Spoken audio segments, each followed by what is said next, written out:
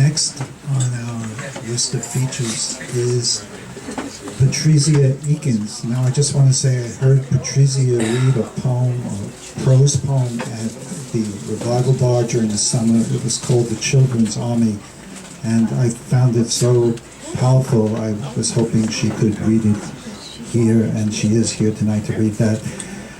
She lives, I believe, up in Washington Heights, and she had a reading going on there called Sunday Best. It's now in hiatus, and she's starting a new reading in June at a church in Inwood. And you could go to the Cornelia Street website to see what her, excuse me, is something going on back there? No. Oh, okay. To see her fantastic,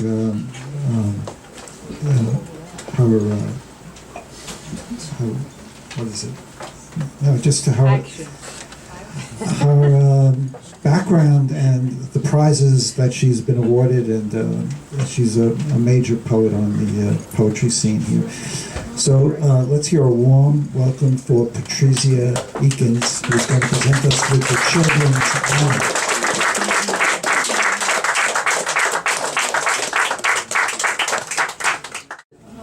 Okay. Thank you, Bernard, and thank you everyone for being here. It's really a pleasure for me to see so many familiar faces and also some new ones. I'm not really a poet. I'm a prose writer, but I'm honored to be considered a poet and to be allowed to hold my head up in the company of poets. So I'm a little intimidated, but I'll do my best. This story is called The Children's Army, and it appeared in BigCityLit.com, edited by the peerless Nick Johnson, who's back there somewhere. Thank you, Nick, for publishing it.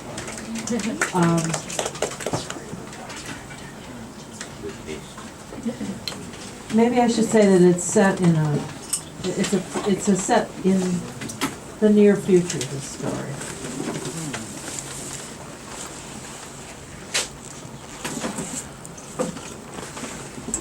The Children's Army. Mother is shameless, flaunting her breasts with their dark nipples, their aureoles the color of dried blood, feeding the legion babies in public. She suckles them, then orders them to march, and though they have barely been able to crawl, they totter up onto soft, plump legs and waddle off, goose-stepping as best they can, burbling and cooing, dribbling and plopping into shreds that pass for diapers. Mother salutes as they toddle past, a ragged infant phalanx among other ragged infant phalanxes, an army of tender hoplites sucking their thumbs.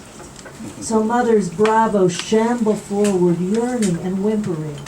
There were many in their litter. Mother had only 2 breasts. Mostly they were fed diluted milk from cans or a gruel of mystery meat and water with a rolled rag in the mouth of a jar for a nipple. Courage, Mother cries. Positive thoughts, fierce droop drawers. No dawdling, spitting, or flipping the bird. Keep your hands from your crotch, your fingers out of your noses. Since the mines closed, the shops have emptied, and money has vanished. Musters are more and more frequent. Parades are everywhere. In public squares all over town, twirlers prance in place as high-strung thoroughbreds are said to have done before a race. Alas, nowadays the twirlers' batons are but sticks. Grinning as he passes Mother, the only remaining trombone player in the Republic, loops of greenish gold braid on each shoulder of his tattered jacket, opens his spit valve, aiming the stream away from cracked patent leather shoes, polished to so high a shine, his face is reflected among fissures in the leather. Bong, crack-a-bong goes a drum made from an ancient joint compound bucket. A flute player whistles a virtuoso tune on inward and outward breaths. He pretends he fingers an actual flute. Chime players shake bits of metal and glass that dangle in strings from crotch-shaped sticks. Under these cadences of celebration, the slurping sound of babes in their mother's arms pulls the occasion into itself like the maw of the world open wide, sucking in marchers, spectators waving tattered flags, and dignitaries perched like crows on collapsed risers, proud in rusty black suits, one actually wearing socks, though the socks don't match. Hands over hearts as the national anthem is played with paper on gap-toothed combs. TV commentators watch with solemn dignity from a sagging booth dangling over the parade route. The apparatus of transmission has long since been stolen, and the viewing window is cracked and crazed. Never mind. Waves of gossip have replaced the news that once blared from TV monitors, still mounted on some public buildings, their screens mostly shattered. The commentators nod at the crippled veterans of the last war fought by grown-ups. Balding neckties knotted around scraggly white hair, their beards stained with a memory of tobacco. With calloused hands, the legless ones roll themselves along on rickety dollies with mismatched wheels. Holes in their t-shirts obscure the faded injunction, "Support warriors, not war." Mother ignores that exhortation, believing that zeal in defense of order is always appropriate. Display trumps decay, both social and tooth, and you can't whelp young enough or often enough. So mother stays pregnant, her saggy womb expanding to hold larger and larger broods for shorter and shorter gestations. Alas, she supplies the recruiting office with ever smaller, ever weaker babes. To ever more miserably puling contingents, she passes out battered pacifiers in the national colors, exhorting her larval platoons to march for whatever causes animate the calls to muster. Actually, no new causes have sprung up for quite some time. The old causes are simply recycled. Why not? The old slogans, the old passions are perfectly good, and anyway, they will have to do. "You there," said Mother, who does not bother to name children bred to leave while still in diapers. "Your locally grown vegetables. You, an end to big banks. You, stop the government socialist takeover. You, save the automobile industry from foreign cars. You, cut taxes. Suspend student loans. Unlimited credit for everyone. Drill, baby, drill. Save the polar bears. Our homes are underwater. Food stamps for everyone. Bring back our phones." Cheering the babies and their signs is something to do. Without flags to wave, people slump on their stoops or huddle in packing crate shanties, amazed by oldsters' recollection of plenty. "Before the mines played out, buses transported us into the desert, where we descended into the earth with full lunch pails. The jobs were dark and hard, but everyone worked. No one but an occasional widow on relief. Can you believe it? Paychecks, mortgages, credit cards. Kids used to go to school where they learned how to read. And the stadiums. Once they held football games and rock concerts with banks of speakers piled high beside the stage. Oh yes, there were iridescent pink guitars and singers in sequin boots yowling like horny cats. No one needs to dwell on what takes place in stadiums now. They are used for public beheadings, or they cup the swelling ranks of homeless lying numb on patches of hard-packed earth as lice scurry from head to head. Once there were libraries. Are you making it up? With DVDs on loan for free. A tired person down in her luck could sit in a sturdy chair at a long table, close over the terminal, and later wash in a tiled bathroom where she could dry herself with individual paper towels. Also free.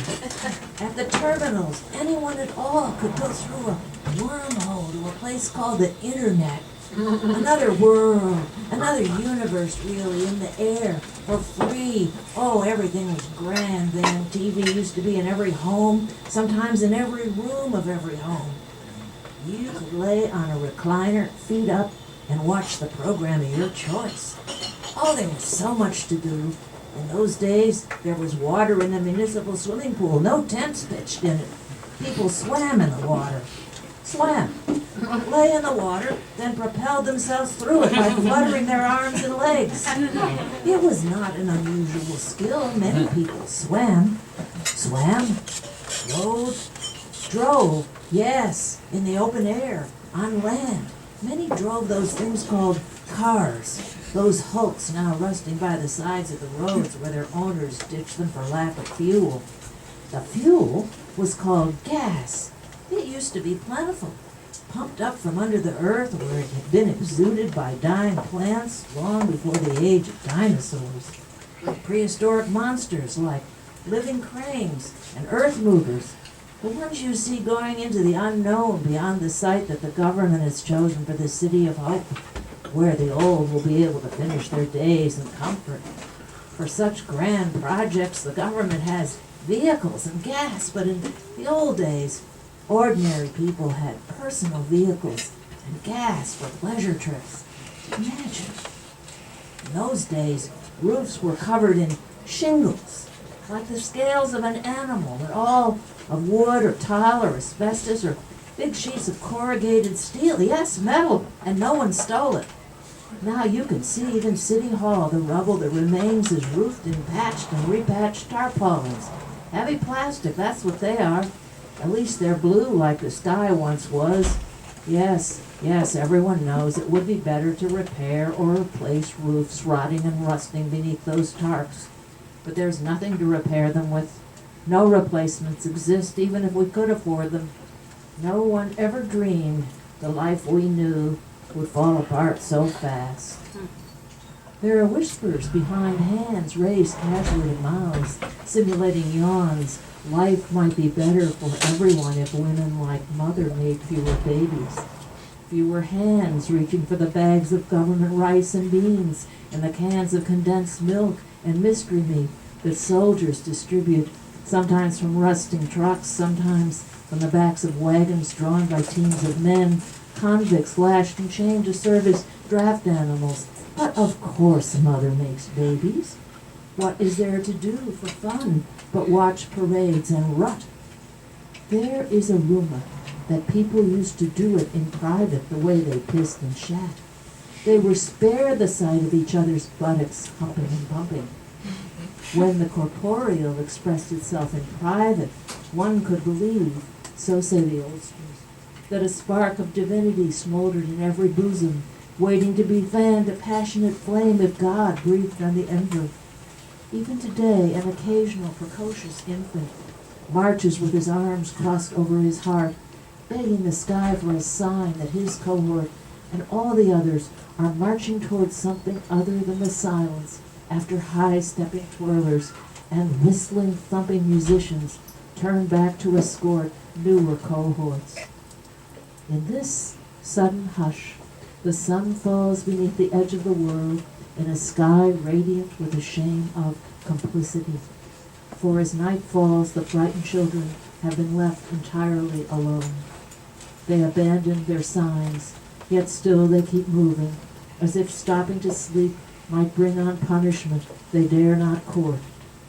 Beyond the city center lie derelict blocks of windowless worker housing, factory buildings with grass growing in their eaves troughs, and mountains of aging midden, each with shadowy pickers rummaging by feel in the gathering gloom, their hands and feet a mass of scars from splinters of broken glass and the jagged edges of can lids, which may hurt you, yes, but can be exchanged for food coupons. Among these heaving, reeking heaps, ringed by hovels built of the trash itself, are fields in which people relieve themselves, their feces collected by scroungers for compost. The children marching in the dark see only shadows, but their noses wrinkle and their eyes water. The smell may be acrid, but it is oh so familiar. Invigorated by relief, they walk on and on, lurching forward, stumbling in potholes and ruts, stubbing their toes on stones. The pissing fields give way to cemeteries long since closed, the graves scanty mounds topped by stones or odd bits of trash, broken plastic chairs, or the toys of a time when children had the leisure for play. As the sun rises red in a sky that is smoky from cooking fires, even this far from the city, the babies on the road laugh and point, for they see that one sunken grave is topped by a weathered plastic jungle gym, some parts broken, but others intact. The babies squeal and gurgle when they see its still bright colors. They crawl toward it. Yes, they are crawling now, on torn knees, their legs too tired to support them, cooing and burbling with anticipation, as if that broken jungle gym in a cemetery no longer used were a bastion of hope. You could climb to the top. You could swing on a bar. You could hunch through a tunnel. You could crouch in a tiny bright room no bigger than your body. You could slither down a slide.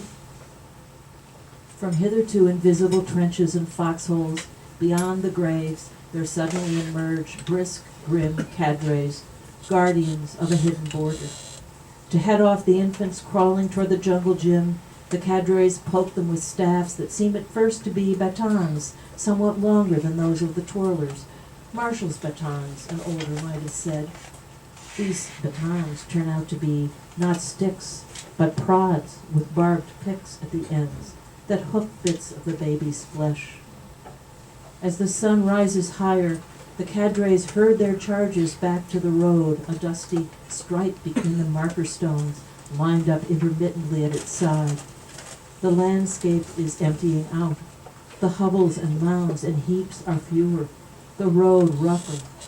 A flatbed truck piled with dead bodies passes them, headed out to the wasteland where the city of hope is rumored to be under construction. Those old dead ones are going to be born again, say the guards to the babies, as if the babies could know or care. The babies balk only because they are tired, annoying the cadres who prod them harder. On the horizon now loom the cranes and conveyor belts of abandoned mines. The tall, rotting structures lurk in the distance like watching birds of prey as the children, snuffling and sobbing, laboriously pull themselves forward by their hands, struggling to stay ahead of the pods. One child curls into a fetal position, wailing. One by one the children drop until all are howling intractable balls of mutilated flesh. The cadres huddle. One lights a cigarette that glows in the dark, imitating a spark of hope. It smells funny. Who knows what weed the man has dried? The others cough and move away from him. The youngest and quickest is dispatched on an errand. The others draw their lunch from the pockets of baggy pants belted with bits of string. The cadres share cans of condensed milk and kindle a fire to grill slices of mystery meat impaled on prods. The babies whimper and bleat, but no food is offered, or even water. One of the cadres kicks a child. Another slaps one. Is that how the army is then? The new recruits brutally corrected? But what are rewards for the right way? Indeed, what is the right way? One of the cadres pulls from his pants a bottle of wretched vodka distilled from field weeds, and the cadres share it around. Then it is time for their nap. Let those babies lie there puling and stinking. Sooner or later they will tire of whining. The cadres sprawl by the road with their heads on each other's legs and their hands over their ears, so they will not hear their charges. They doze, dreaming of artillery, big guns, which they have only heard about, and women's breasts, of which their charges also dream, though in the infant's dreams the breasts do not have nipples erect with desire, but spurt fountains of milk. The guards and the guarded all curl in on themselves in the noonday sun, folded in the consoling dream of women's love. In her packing crate hovel, mother quaffs her government beer. Others may hesitate to drink it, knowing that it is laced with fertility drugs. But mother throws down draft after draft. The bigger the litter, the more little soldiers for the war. Whatever war, she can't keep track. The fertility premiums keep rising, and there is always need, a need even for soldiers who can't carry guns, especially for them. An army crawls on its stomach. If only mother's flesh were elastic enough to snap back to tautness after she quelts. Instead, it collapses into folds and wrinkles. Many of the men who wander now are old, short-sighted, or simply cruel. She must be drunk to face them. Sometimes they beat her or stomp her or cut her face with shards of glass. Her face is cratered with scars. Her limbs crooked from broken bones that were never set. Sometimes she flaunts her remaining attractions to the deformed and diseased, lepers or syphilitics. She must drink more beer to stomach them, more beer laced with more fertility drugs. With her premiums, she buys stock in the city of hope. When she can no longer bear, she will retire there. She will not fall in her tracks as others do. She will not. The bulldozers are almost upon the children and their keepers before the jumpiest cadre peels his hands from his ears and shakes his head. He leaps up. They're here! They're here! Patched with tomato cans. Ah, remember tomatoes. And the fenders of abandoned cars. Bedecked with flowers cut from sun-rotted plastic soda bottles. The dozers are gay with color. With their kaleidoscopic revolutions, the large tires with their balding treads, gaudy with patches, charm babies and guards. They stare transfixed as the dozers descend. Imagine, these vehicles are not motionless hulks. The dozers have lost their mufflers. They roar and pop and sputter, cutting the morning with farts and purrs and coughs. Infants and keepers breathe in the pungent, fresh smell of gasoline. Some infants wave at the drivers and the cabs of the dozers, who have costumed themselves to enhance the effect of gaiety. One man wears a torn pair of women's leopard print panties on his head. Another wears as a scarf a length of orange safety fence. A third waves his legs from the sides of his dozer's cab so onlookers can admire his one dingy sneaker, too small for his foot. The heel has been mashed down, the toe box slit open. His other foot is bare. Never mind. His ankles, and indeed his wrists, are ringed with bracelets woven of precious old plastic bags, red and yellow and orange. The drivers pull levers with dainty, exaggerated motions like those of dancers. The soldiers ignore them. They mostly sit on the ground, their knees drawn up to their chests, staring at the earth. They know the drill. The baby strong enough to crawl away will be found and kept, and become who these cadres are themselves. The others will be scooped up in the jaws of the earth movers, which will laboriously change course on their tired treads, then rumble away with the dazed and silent cargo. One more band of children, driven to the smoking dark mine shaft, into which they will tumble to become its ore, carried up to the vats on the last working conveyor belt. Tomorrow's mystery meat.